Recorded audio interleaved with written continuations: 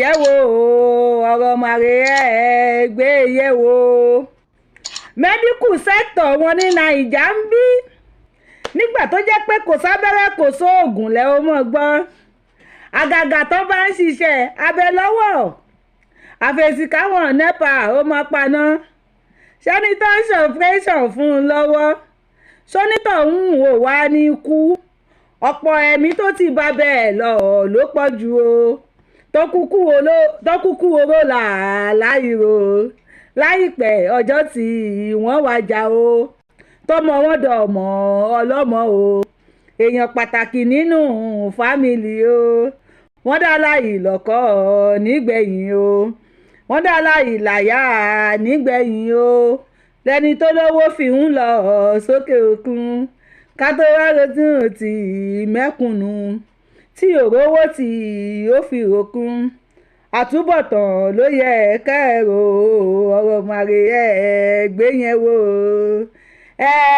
gbé yẹn wò ó dùn mí pé mi ò lóhùn orin ó yẹ kí n lọ ra irinṣẹ́ ni kí n gba kọ́múlé láǹtà kí n lọ ra irinṣẹ́ Nigeria government ẹ̀rọ àtúbọ̀tán rárá ẹ ti mí èṣù toríta ẹ burú bẹ̀sì kí tó lọ síbẹ̀ yẹn ẹ jọ torí Ọlọ́run ọba fídíò kan wà mí tí mo fẹ́ play fún yín olọ́kọ ńlé ni oníyàwó ńlé ni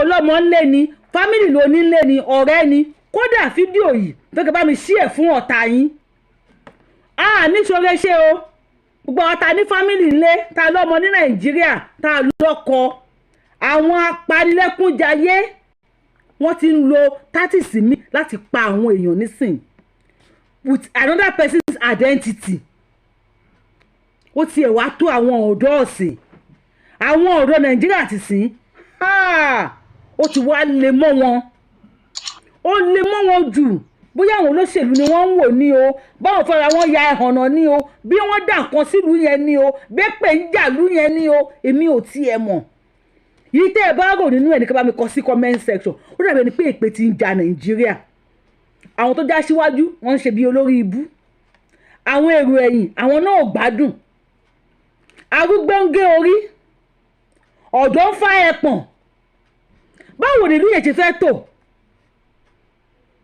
kí n tó wá play fídíò yẹn fún yín ẹ ká kọ́kọ́ lọ sí UCH Ìbàdàn èmi àti àìsàn kéré ó tóbi Ọlọ́run ò ní fi dán wa wò UCH tó yẹ wípé olówó ọba Saudi wọ́n fẹ́ gba medical treatment nọ́mbà tí dé UCH Ìbàdàn wọn ò tí ì gba medical treatment ẹ wá mú prestige UCH ẹ wá bàjẹ́ bàbá Awólọ́wọ̀ of his blessed memory kó ló bá wa tẹ́ àwọn bá yẹn sáfẹ́fẹ́ rere ìwọ àbá yẹn mi rò bí wọ́n lè pè méjì nù ayé ilẹ̀ Yorùbá Ọlọ́run we are blessed àwọn àkàndá àwọn jàǹkànjàǹkàn èèkàn àwọn àkàndé èèyàn kan máa ń wá sí ayé tó yẹ pé ilẹ̀ Yorùbá ni many of them máa ń wá tó bá Awólọ́wọ̀ ti lọ nínú politics ṣe ti rí Awólọ́wọ̀ mi gbogbo àwọn 419 tí wọ́n ń dé fìlà bàbá Awólọ́wọ̀ fìlà Awólọ́wọ̀ ni wọ́n lè dé wọn ò lè níwà Awólọ́wọ̀ àwọn àkàndá nìyẹn tó kó tó bá lọ báyìí wọ́n ní 100 years nígbà míì ẹ lè má kàn rú wọn nínú politicians tó wà nísìn wọ́n dé fìlà Awólọ́wọ̀ ọpọlọ wọn ò jọ ọpọlọ Awólọ́wọ̀ ọpọlọ olè jàgùdà jìbìtì lọ́pọlọ tí wọ́n àbá Awólọ́wọ̀ ọpọlọ dáadáa ni wọ́n ní ṣe dáadáa sílùú UCH wọ́n náà gé náà UCH fún 17 days wọ́n gé náà wọ́n gé omi ẹni tó bá ń ṣe operation fún lọ́wọ́ ṣé kò ní kú aláàárẹ̀ tí ò romi wẹ̀ ìgbà wo làárẹ̀ òní di àìsàn sí lára ẹ wá wo orú Barrister Gbàwòsátì Agbájélọlá Báàmí Agbájélọlá tó ti lọ ṣe tí rí olórin bíi tiẹ̀ tẹ bá ti rí olórin tó dàbí Barrister wọ́n lè máa fohùn jọ wọn ká jókòó ká compose orin ká gbélẹ̀ káyé tẹ́wọ́ gbà ká fi ọgbọ́n làákàyè ìmọ̀ òye ká fi kọ orin ìlànà tó kù náà ò lọ́pọlọ o ṣùgbọ́n irú kan wọn ò fẹ́ sí lókùúta ó dàbẹ̀ ni pé irú yọ̀gàn ò sí léèpẹ̀ èmi ò tí ì rí irú ọmọ Agbájélọlá náà tó tún kọrin àgàgà tó kù bá kú tó yẹ pé Barrister ò tí ì kú gbà tí ìyá mi kú ni ó ní bá ní kó bá mi kọrin fún ìyá mi ikú pa sí ń bí iye jù ebi yẹlẹ tinú kẹfà yẹlẹ ọ̀tún ìyálóde lè gbà kú o àbáyàn á kí erin kú Mọ̀gúdú fi jẹ ẹ̀fọn kú Mọ̀gúdú fi jẹ Mọ̀gúdú kú kò sẹ́ni tó máa jẹ Mọ̀gúdú nínú olórin ṣẹtẹríru Barrister inú politicians àríwá Awólọ́wọ̀ nílẹ̀ Yorùbá generally Nàìjíríà inú olórin irú Barrister ò sí la ṣe ń pariwo fún yín pé ọmọ Adéyẹmọ tó wà nínú àjìjàngbara yìí ṣẹtẹríru ọmọ Adéyẹmọ náà bàbá wa tó ti lọ kò sírò Adéyẹmọ kò sírò Sunday Igboho Òòṣà lásìkò yìí ẹ má ẹ̀ka tanra wa àgbàwo ló dìde tó sọ̀rọ̀ fún wa tí wọ́n ká mọ́lé lẹ́ẹ̀mejì ẹ̀kan tó bá ti káwọn mọ́lé náà máa ń pa wọ́n kì í ṣe pé àwọn náà ò dira àbí wọn ò ní nǹkan ṣùgbọ́n Sunday Adéyẹmọ Ìgbòho Òòṣà Elédùmarè kàn ṣa òun lẹ́ṣà ni ẹ̀ṣà làwọn bàbá tó ti lọ náà ẹni orí ṣàdá ni wọ́n àti ní àdìsá yìí ẹ jẹ́ ká pawọ́ pọ̀ ṣùgbọ́n àwọn bàbá kan ní ó ń sọ̀rọ̀ ju ó bọ́ba ó bújòyè wọ́n dẹ̀ ti ń fa ẹ̀pọ̀n ọba lọ nísìn ẹ ká kọ́kọ́ lọ sí UCH náà ká kọ́kọ́ lọ wọ àwọn aláàárẹ̀ tó wà ń bẹ̀ kí n tó wá play fídíò Gbáǹkọ́gbì kí ni mo pè é Gbáǹkọ́gbì fídíò kí n tó wá play ẹ̀ fún yín á ṣọ́ọ̀kì yín bákan bákan ẹ sọ̀rọ̀ yẹn ará UCH Ọlọ́run á fún yín lálàáfíà UCH wọn ó ti di èrè UCH àwọn aláàárẹ̀ gan ti yarí ẹ lè parọ́ ó lórí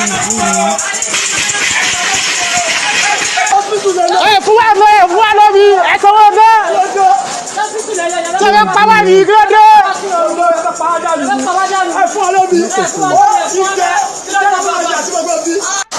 ẹ fún wa náà ẹ̀sọ́ ló fún wa.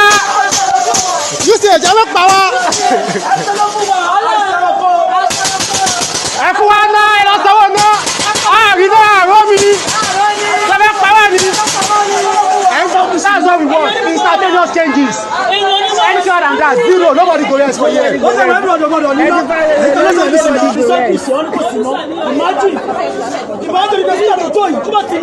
Wàhálà ẹ̀fẹ̀ bá prestige UCH jẹ́ ni kò dá báyìí. Ẹ̀fẹ̀ bá prestige UCH jẹ́. Premier hospital, Nigeria Premier hospital. Ká máa suffer báyìí, kò make sense. Ẹ̀fẹ̀ bá prestige UCH jẹ́ o. Ọ̀nà ìṣẹ́ ju agbára bíi bóyá o ti gbọ́ kí NEPA máa mú 88 ọ̀sẹ̀ kejì 99 million tó káwa náà bára wa sòótọ́ ọ̀rọ̀ ẹni tó yẹ ká pariwo sí ó ní àwọn Abuja tó sọ pé wọ́n máa fún UCH ní wọ́n máa fún gbogbo hospital ní 50% tí wọ́n ọ̀dọ̀ sí tó ti yẹ báyìí tó ẹ calm down ọ̀rọ̀ ọmọ sáà tí wàá rí pé ṣé kí ni ṣé iná yẹn ń palọ̀ kí sàtọ́ fi di ẹ́fẹ́ǹtì ní wọ́n ti gbogbo oṣooṣù ibi ìgbà wọn máa mú omi débẹ̀ tó ń lé every month. apá omi owó yìí sómi ṣọ́ọ̀tà là ń rà. abẹ́ ìgbẹ́ lẹ́nu àwọn èèyàn ní 99 ọlọ́pàá ń pépà every month lábàdàn sọ pé wọ́n ṣe bó ṣe that means ẹni tó máa wà lórí bẹ́ẹ̀dì á máa san 5,000 per day ṣe mọ̀ ìyẹn ò ní dá òní hospital náà fi ń wo kíní. People are in pain. People are written in pain. People are dying in the world. No electricity, no light. Kí ló dé? And I joke on that and I management. Families, lay down the table. Stop killing people here.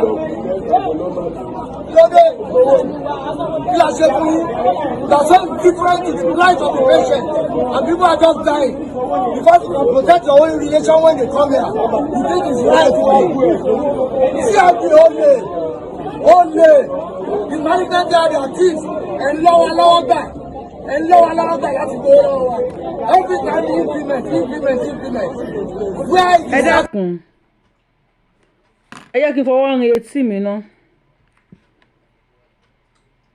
Ẹ jọ̀ọ́ èló lẹ gbọ́ pé wọ́n mú wá fún owó iná lóṣooṣù fún wọn ní UCH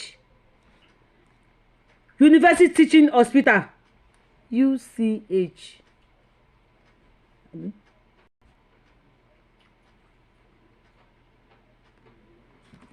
èló lẹ gbọ́ tí wọ́n pè é mo fẹ́ bèrè lọ́wọ́ yín ṣé kò kí n ṣe tìjọba mọ́ ni ṣé UCH Ìbàdàn kò kí n ṣe tìjọba mọ́ owó ọ̀nà nìkan 88 million naira lóṣù àgbákò owó ọ̀nà nìkan 99 million naira lóṣù kó fẹ́ kan pàdé kó fẹ́ kan ṣe ní 100 million àbẹ́mi ni mi ìgbọ́ dáadáa ni 99 million naira owó ọ̀nà lóṣù ṣé bí àwọn bàbá Awólọ́wọ̀ ṣe ni ṣé bí àwọn bàbá Awólọ́wọ̀ ṣe kọ́ kòkó àwùsù lélẹ̀ Nàìjíríà mà ti ya wèrè kí ló tẹ̀ ẹ̀rọ àtúbọ̀tán ní human feeling ṣé no ṣé wọ́n ti ta UCH náà ni ó máa ní nǹkan tí kò kí ń yé èèyàn o ẹ má ní question mi pọ̀ jù ẹ bá mi kọ sí comment section kí n kà á ṣé n pé mi sì kéré ọjọ́ mélòó ni mí màá yẹ̀ ṣe birthday 16 years ni ẹ dákun torí Ọlọ́run ṣé UCH Ìbàdàn kò kí ń ṣe ti wọ́n ti ta fún private ni tó bá pè ìjọba ló sì ní ta ló yẹ kó máa sanwó wọ́n sọ pé wọ́n máa fún wọn ní 50% off nínú 99 million àbí 99,000 wọ́n pè ní. no mi bóyá mi ni mi gbọ́ dáadáa bóyá mi ni mi gbọ́ dáadáa èmi rẹ̀ pé mi ni mi gbọ́ 99 kíni lóṣù kan kò sí wàhálà. Renew ṣege gangan láwa yìí renew kíni ṣege many doctors làwọn UK ń gbà lójoojúmọ́ tó ń jápa all the medical doctors have left Nigeria before you know it before 2025 ó dàbí pé àwọn oníṣègùn traditional doctor nìkan ló máa kù and these traditional doctors lọ́nà tún gbógun tì í ojú everybody máa bó o Ọlọ́run mi ò gbọ́ rí 99 million naira bó ti máa rówó yẹn yet wọ́n fún wọn níná fún 17 days ẹ tó bá need the operation ní kíákíá báwo ni wọ́n ṣe máa ṣe àbọ̀ máa lo candle ni àbí lanta wọ́n tẹ̀lé lo lanta kerosene tí wọ́n bí wọ́n máa lo candle àbí kàn lo jango ó tó ká pín lóòótọ́ ó tó kí ọmọ aládé ká dá dúró ká wá jókòó pé lẹ́gẹ́sì àwọn bàbá Awólọ́wọ̀ báwo ni ò ṣe ní bàjẹ́ Nàìjíríà ti ya wèrè ok ẹ jẹ́ kí wọ́n sáré ṣò fídíò kan fún yín kó tó ẹ má bínú pé fídíò tó mo fẹ́ ṣò fún yín dàpọ̀ mi máa ṣò last àbọ̀ ni máa ṣò lẹ́yìn eléyìí mo fẹ́ ṣò fídíò kan fún yín fídíò yẹn ń circulate ó wá yà mí lẹ́nu wọ́n ní ọmọ kan girlfriend ẹ̀ ó ń ṣe birthday. Secondary school student, look at him. His girlfriend is having birthday. He bought wine. Girlfriend ẹ̀ ń ṣe birthday. And his boys, every other people, they are now spraying the girl inside the class. Inside the class, they are spraying the girl. What has the society turned into?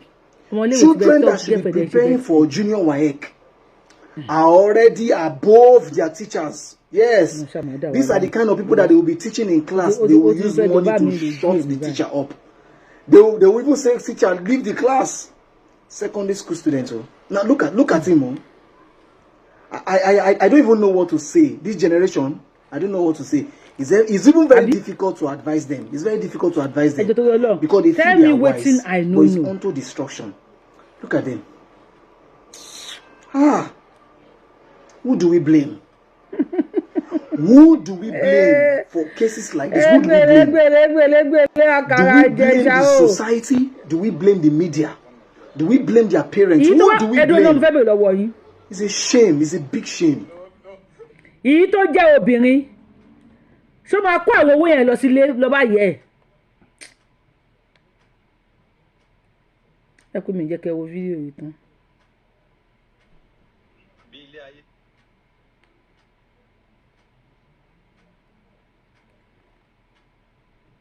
ẹ ká wá bèrè lọ́wọ́ ara wa ń sìn èyí tó jẹ́ obìnrin ṣó máa kó àwọn owó yìí lọ sílé lọ bá ìyá ẹ̀ ìyá ò dẹ̀ níbi pé bó ló ti rí owó tó bá wá bí tó máa ní boyfriend òun ló fún un lówó àwọn ọmọ secondary school ẹ̀ ń wò yẹn wọ́n ní girlfriend ẹ̀ ń ṣe birthday ni wọ́n ń da owó báyìí ibo náà ti rí owó school tẹ́ ń wò yẹn mi ò bó sì wà ní Victoria Island o kò sí Banana Island o kò ń ṣe British school tí wọ́n kọ́ sí Àbújá táwọn yẹn sọ 42 million ló ní táàmù kan o n fọ́fọ́ náà bá bẹ̀ yín torí special school yìí sìn ẹ rí pé ìdajì yẹ̀pẹ̀gọ́ ti wú jáde àwọn ọmọ tálíkà làwọn ọmọ yìí o ibo náà ti rí bẹ́ẹ̀lì owó tí wọ́n ná irú ayé wò lélẹ̀ báyìí torí Ọlọ́run ṣé nǹkan ti máa ṣe Nàìjíríà báyìí ìyàwó náà rẹ́rìn bí olè tó gbọ́kẹ́ ata òun náà rẹ́rìn músẹ́ ó rẹ́rìn músẹ́ bíbó làwọn ètí rí owó yìí kí ni ìdí ẹ̀ ń sọ̀fẹ́sì online wọn ò dé pé àwọn ọmọ ìfún orientation pé bólẹ́ ti rí owó tọ́ bóyá kí n gbẹ́nu mi sàn bóyá kí n má sọ anything nípa ẹ̀ àwọn ọmọ yìí máa tọ́mọ ọdún mélòó ẹ má bínú ẹ wá bá mi wo ìmí ọ̀dọ́ lélẹ́yìí náà mi ì fẹ́ kí n ká gbé lọ jù mi ì fẹ́ sọ̀rọ̀ lórí ẹ̀ púpọ̀ jù Ọlọ́run bá wa tọ́ àwọn ọmọ wa kò jù bẹ́ẹ̀ lọ ẹ̀yin ọmọ obìnrin náà ẹ̀yin tẹ́lẹ̀ ọmọ obìnrin ẹ tẹ̀ fà ọmọ yín létí o ní ṣìrìn o mi ì fẹ́ sọ jù bẹ́ẹ̀ yẹn lọ kí tó wá gbé ọ̀dọ́ tí mo fẹ́ gbé wá fún yín ṣe kọ́ àwọn ọ̀dọ́ lẹ́rìí fẹ́ wá kọ́ àwọn ọ̀dọ́ mi wá fún yín kí n tó gbé wá fún yín ṣe ti bá mi download tap send ẹ má bínú ẹ má wò wá mi ẹ bá mi download tap send ẹ lè fi send owó lẹ́ni láti anywhere tẹ́ bá wà sí Naija lẹ́ni owó ti skyrocket burúkú over 1,720 tó bá ti wá ṣe ẹ má gbàgbé láti lo promo code orúkọ mi Abíọ́lá TTS òun lẹ́ ń wò lẹ́gbẹ̀ẹ́ mi yẹn tẹ́ bá dẹ̀ nídìí ọkọ tẹ́ nídìí ìyàwó tẹ́ nídìí olólùfẹ́ tẹ́ nídìí kákárí bọnú kò tán tó ń ṣe ní o àgbákò ní tí wọ́n bá kárí bọnú o rárá ẹ o. Okay, introduce ara ẹ sí. Orúkọ mi ni Rokib Moshood, ọmọ 22 years old ni mí. Wọ́n mi wá láti Ọ̀yọ́ state, dájú mi wá láti Ìwó. Okay, so kí ni nǹkan tó ṣe tí àwọn ọlọ́pàá fi arrest?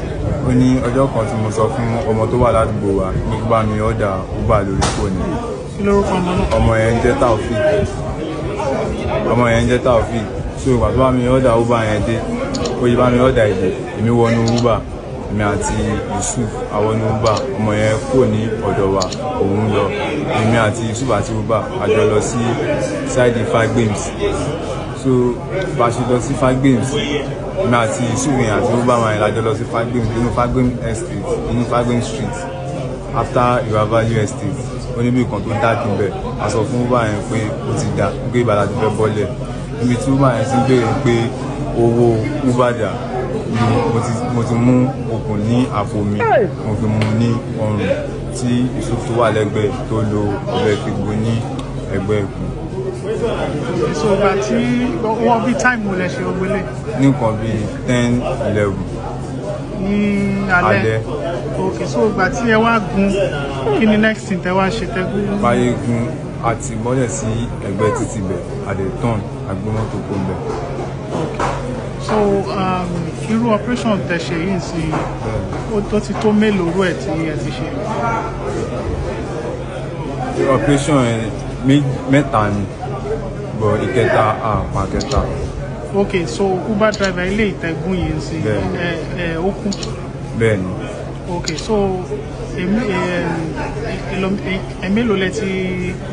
Ẹ̀mẹ́ta. Lẹ ti pa Uber driver? Ẹ̀mẹ́ta láti lọ, ẹ̀méjì la pa Uber driver.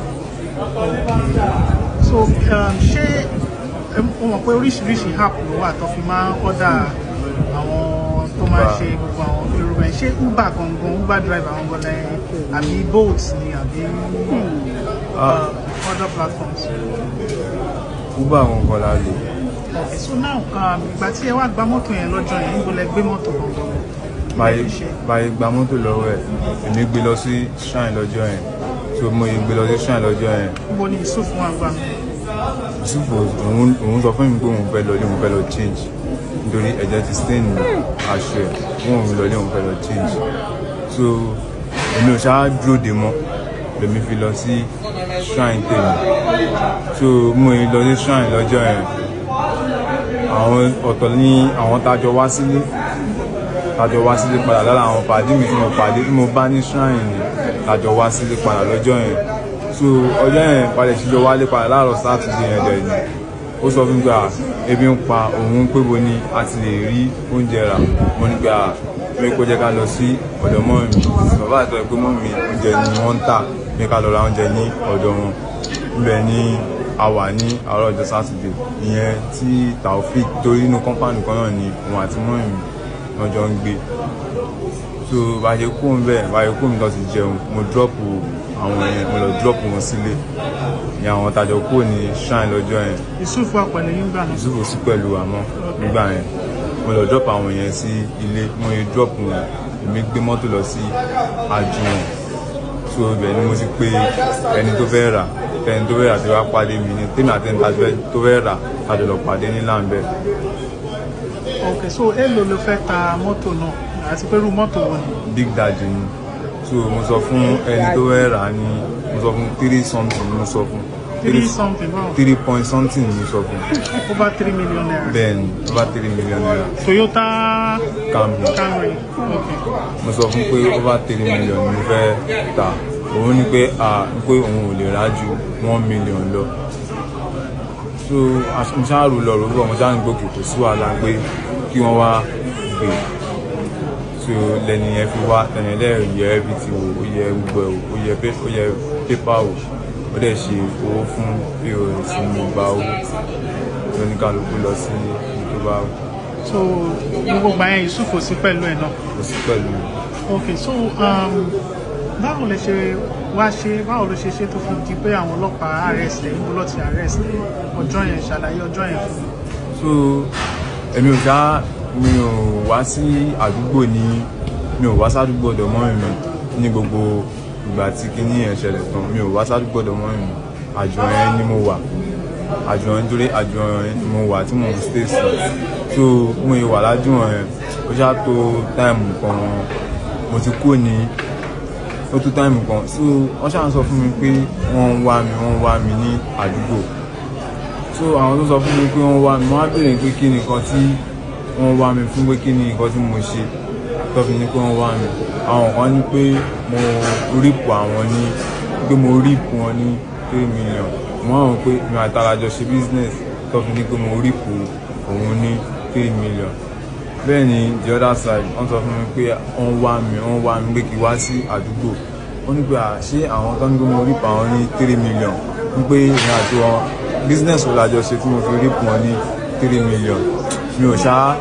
dáhìn lóhùn mi ò lọ sí àdúgbò nítorí ẹ̀kọ́ kan mo máa ń lọ sádùúgbò gan ní gbogbo ìgbà yẹn náà ẹ̀kọ́ kan mo máa ń lọ bọ̀ mi ò kí pẹ́ ní àdúgbò bẹ̀rẹ̀ tó bá ti kúrò ládùúgbò àjùwọ̀n yẹn ni mo máa ń wà tó lẹ́yìn ìgbà yẹn mo ṣáwọn pé wọ́n wá mi pé mo rí ìpèèyàn mo àwọn pé ọmọ ó ti ń lọ nígbó tí ń lọ fáà kó tí ń lọ bẹ́ẹ̀ ń pé mi ìmọ̀ ọ̀kan tí mo lọ fún mi pé mo rí ìpèèyàn mi ṣáà sọ fún pàdé mi pé alpha ìyẹn pàdé mi yẹn tàjọ wà mo ṣáà sọ fún pé wo èmi ń lọ sí Ìkirè o mo fẹ́ lọ bá máa kan bẹ́ẹ̀ pé kọ́lé bá mi ṣe iṣẹ́ kékeré kan láti máa fi ṣe yahoo so mo ṣáà kúrò ní mi àti ọ̀rẹ́ mi yẹn ṣáàjọ kúrò ní Èkó ní ọjọ́ yẹn ṣáàjọ lọ sí Ìkirè so Ìkirè láṣá wà láti ṣiṣẹ́ láti live one or two things kó tó di pé mo rí pé àwọn ọlọ́pàá wa lọ fi wá arrest mi ní Ìkirè àti Ìkirè náà ti gbé mi wá sí ìlú. But má bínú pé mo fẹ́ dá ẹ padà nígbà tí ẹ wà ní mọ́tò pẹ̀lú uber driver yẹn fi sọ́kò fòkè lọ́rùn tí ọ̀rẹ́ yẹn dẹ̀ start gbogbo gba yẹn tẹ́fẹ́ ṣe gbogbo kìíní yẹn tàbí bẹ́ ṣe ń ṣe kí ló ń wà nínú ọkọ̀ ẹ̀ ṣé o nítara ni.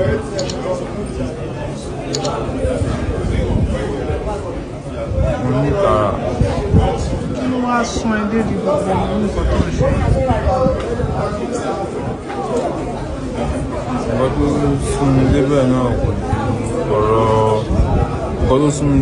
kò ju ọ̀rọ̀ owó lọ, nítorí pé iṣẹ́ mi tí mo ń ṣe tó jẹ́ painter, nítorí mọ́tò ni mo máa ń kùn. Pàtí mo rí pé gbogbo nǹkan ti wọ́n, material ti wọ́n. Tí mo bá dẹ̀ gbaṣẹ́ èní mo lè rí táwọn customer máa lù mí ní shop láì pé mi ò dẹ̀ ṣiṣẹ́ wọn. Iṣẹ́ mi dẹ̀ neat, ó neat gan. So èní wá wọ́n máa lù mí, ọ̀la wọ́n máa lù mí. Mo fi wọn pé mo ti fẹ́ kan dúró sí ilé, mo kàn so mingu pé àwọn ọ̀rẹ́ mi tí mo wà pẹ̀lú náà ni ènìyàn náà fi ṣẹlẹ̀. Okay, so àwọn Uber drivers tí ẹ ti wà àtàwọn gang ẹ̀ tẹ̀sí máa operate, Uber drivers mélòó lẹ ti pa?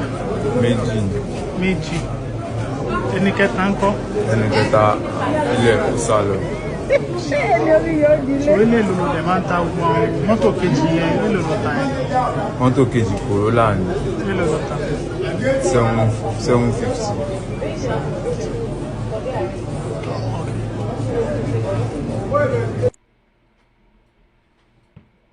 Kí lẹ rí sọ̀rọ̀ yìí? Kí lẹ rí sí ọ̀rọ̀ yìí?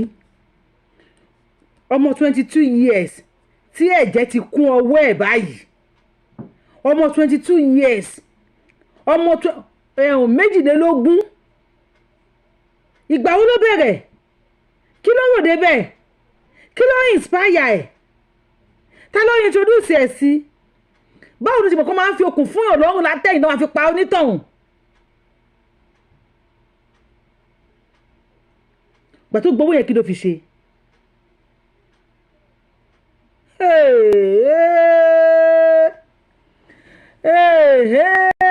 Kí n tó go ahead, bàbá Akadiski kí Ọlọ́run bá wa tẹ́ wọn sáfẹ́fẹ́ rere, kó bá wa fọ̀run kẹ́ wọn.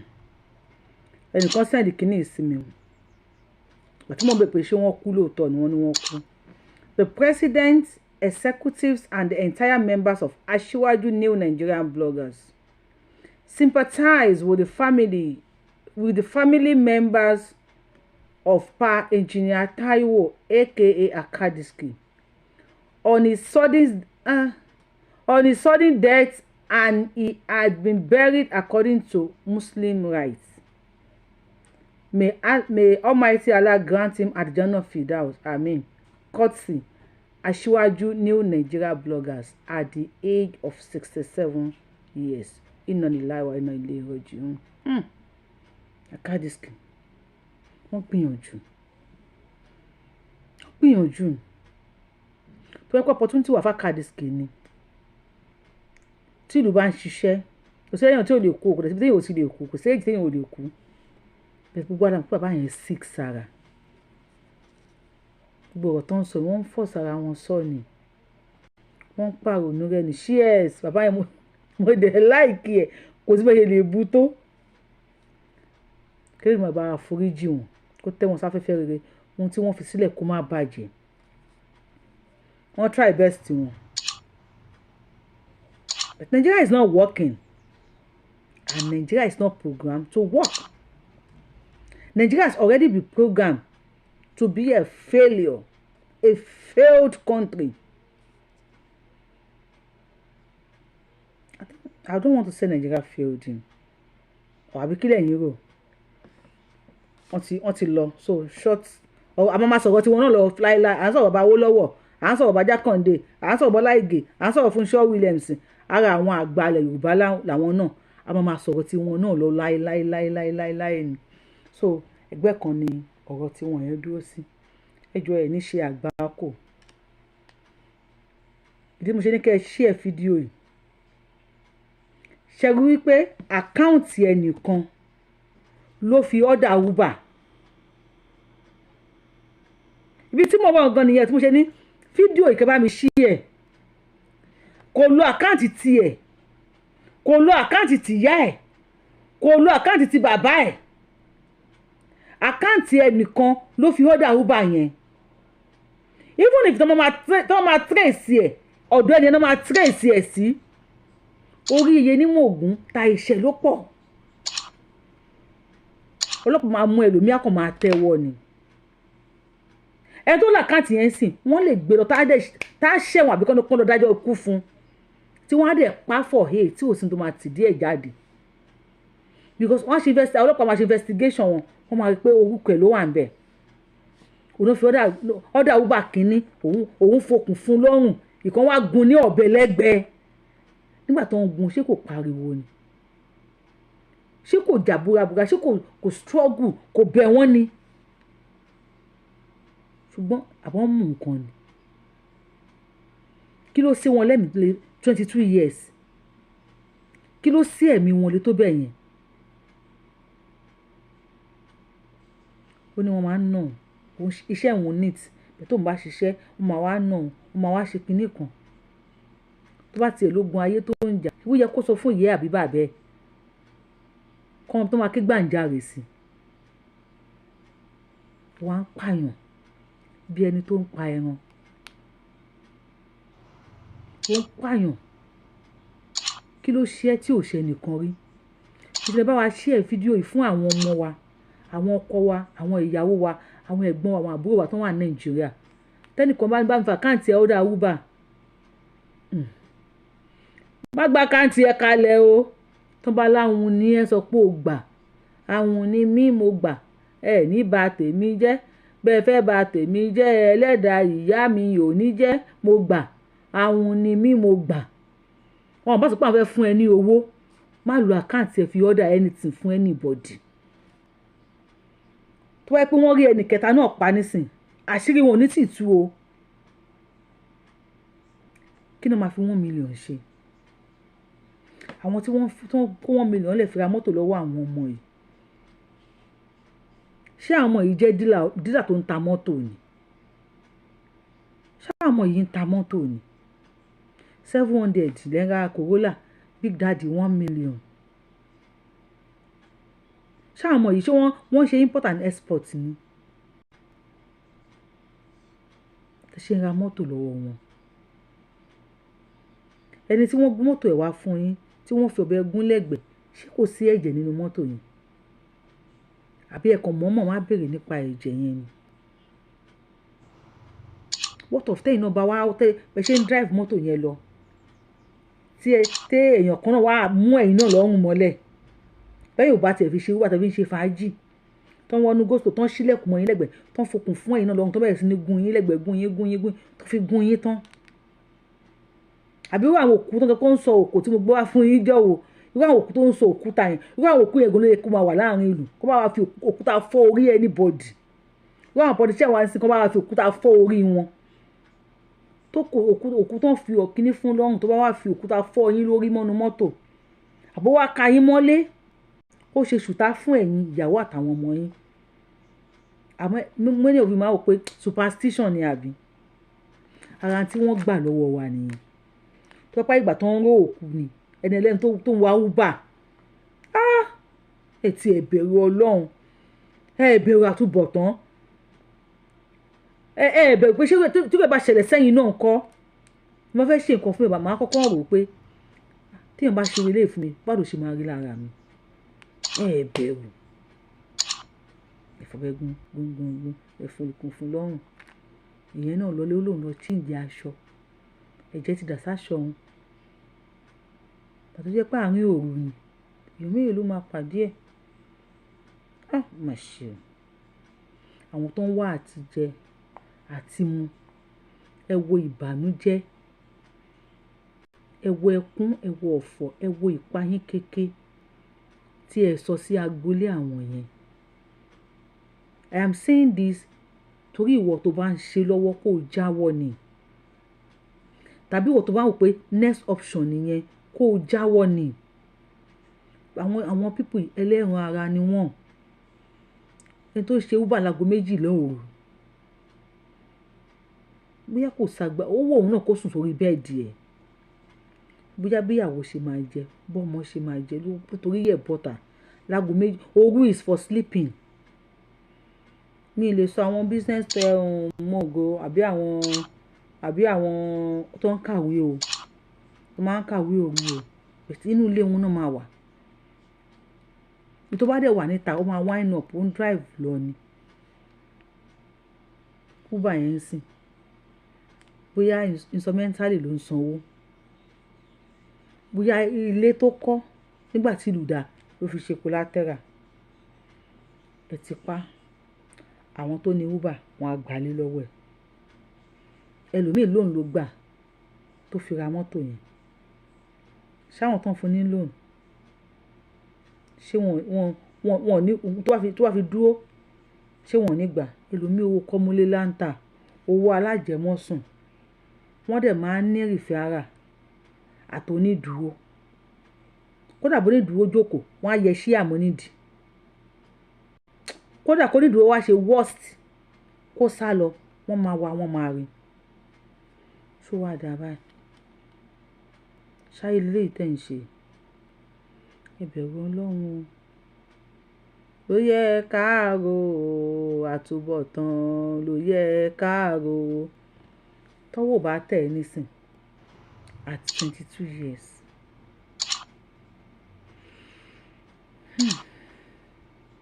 tí wọ́n máa fi pé 50 years èèyàn mélòó ni wàá ti pa now ìdájọ́ kí ló fẹ́ kí wọ́n ṣe fún ẹ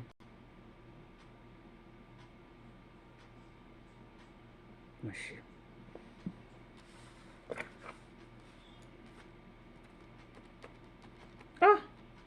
now ẹ̀bi ta ni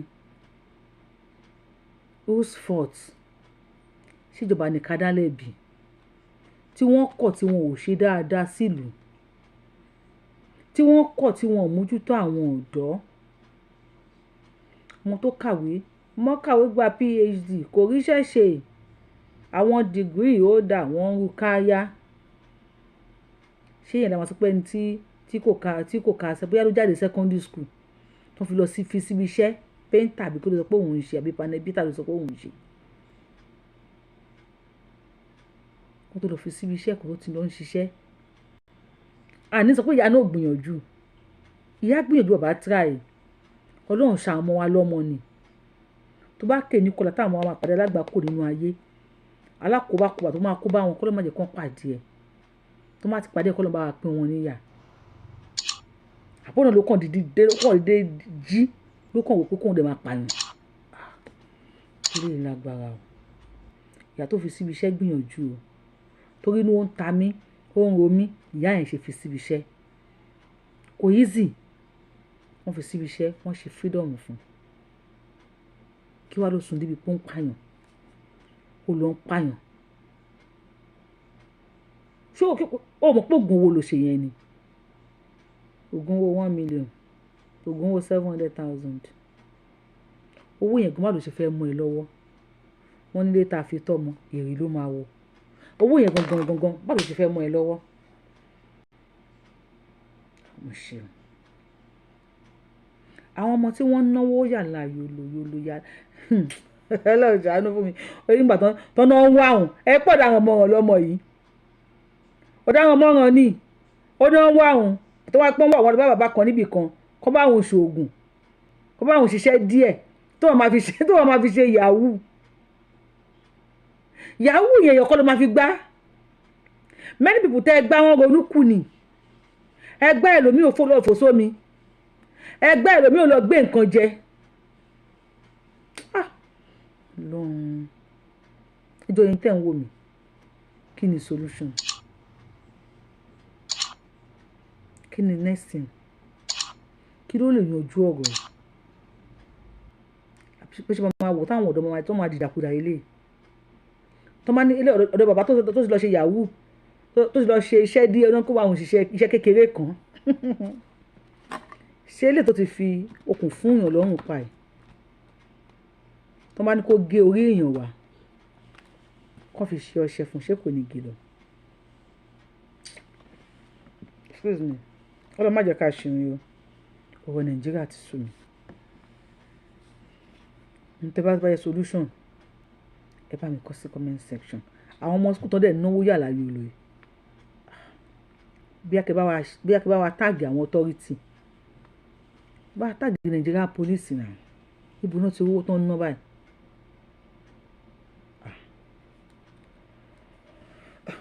àdèdè sọ bí ọmọ Dangote ni wọ́n àbí ọmọ Ọ̀tẹ́dọ́lá tó téèyàn bá jẹ́ ọmọ Dangote kò gbọ́dọ̀ máa náwó nàkúnà báyìí tí ó bá jẹ́ ọmọ Ọ̀tẹ́dọ́lá o àbí kó jẹ́ àbúrò Davido ẹ wo ṣe ti tẹ tán pọ̀ lórí show ẹ ti ṣí ẹ Yorùbáwùyí lórúkọ mi Yorùbáwùyí ni mo ń jẹ́. I am the one and only Akalolo of Yoruba land. Adáwọ̀nlẹ̀ Yorùbá. Ọmọjọmọ lọ́yọ̀ olóyè tí ò pé méjì. Abẹni ọmọ òṣèré pààrọ̀. Ní tó máa pààrọ̀ ti wá déwájú federal government. Tó bá sáyìn lé máa déwájú Elédùmarè. Yìí. Alábàá Musa o, Ọlọ́run fi ṣọ́ àtàbọ̀ ẹ̀ ṣọ́ wa. Àwa táwa ń bí Ọlọ́run ṣọ́ wa. Àwọn tó wà nílé Ọlọ́run bá wa ṣọ́ wọn. Bí tọ́ máa ráṣọ́ bí tọ́ máa ráṣọ́ Ọlọ́run ṣọ́ gbogbo wa. Ẹnìkan ní mi gara okay o if you are seeing me for the first time self appraise yìí náà ní nǹkan Yorùbáwùyí lórúkọ mi Yorùbáwùyí lèmi ń jẹ́ I am the one and only Akalolo of Yoruba land Adáwọ̀nlẹ̀ Yorùbá ọmọjọmọ lọ́yọ̀ olóyè tí ò pé méjì Abẹni ọmọ òṣèré pààrọ̀ nítorí máa pààrọ̀ tiwa ajé ọmọ adéwájú federal government tó máa wá sáìn ẹ̀ máa déwájú Elédùmarè that is to say a could be 99 times 99 times a sọ̀rọ̀ ẹ̀dí mẹ̀túsẹ̀là tó bá padà wá ẹ wo see you on my next show I love you bye bye ó dàbọ̀ ẹ ṣé àdúpẹ́ àwọn ọdún wa dúpẹ́.